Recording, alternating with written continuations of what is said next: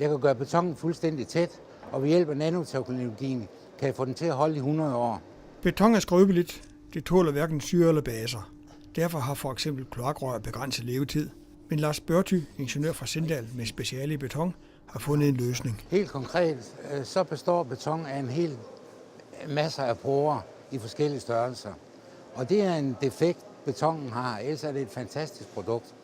Og det har jeg gjort noget ved, i det jeg går ind og imprægnerer røret, laver en forsegling af overfladen af røret ved hjælp af en forsegling og en topcoat, som reagerer med hinanden rent kemisk, så det bliver til ét produkt.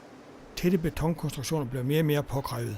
Det bliver påvirket mere og mere aggressivt med den verden, vi lever i, både fra luften med vores CO2 og fra vores spildevand, der også bliver mere og mere aggressivt. Kører en omgang mere med vores sprøjtearm, kører den op og lægger toppoten på.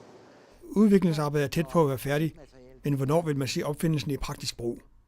Det ser vi i løbet af et par år. Der er flere producenter ude i Europa, der har ytret stor interesse for det her produkt.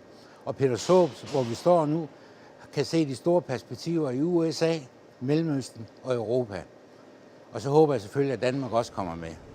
Udviklingsarbejdet er dyrt, og patenter skal holdes ved lige. Lars Børty lægger ikke skjul på, at økonomien er en udfordring. Jeg har brugt utrolig mange midler fra egen lomme for at komme så langt. Og jeg har så også haft hjælp fra andre, men det er altså ikke lykkedes at komme helt i mål. Så derfor mangler jeg rigtig meget lidt kapital til at kunne gøre det helt færdigt. Maskinfabrikken Hawkeye Peders Håb i Brønderslev har været med i udviklingsarbejdet i flere år. Teknisk chef Morten Nørgaard tør ikke svare på, hvornår genbruget kommer, men han er ikke i tvivl om mulighederne. Nydeligt. Vi har arbejdet på det her i 5 år, og det er jo ikke for sjov skyld, vi har gjort det. Så absolut, der er potentiale og perspektiver i det. Vi kan i hvert fald se her, at der er en pæn lukket overflade her.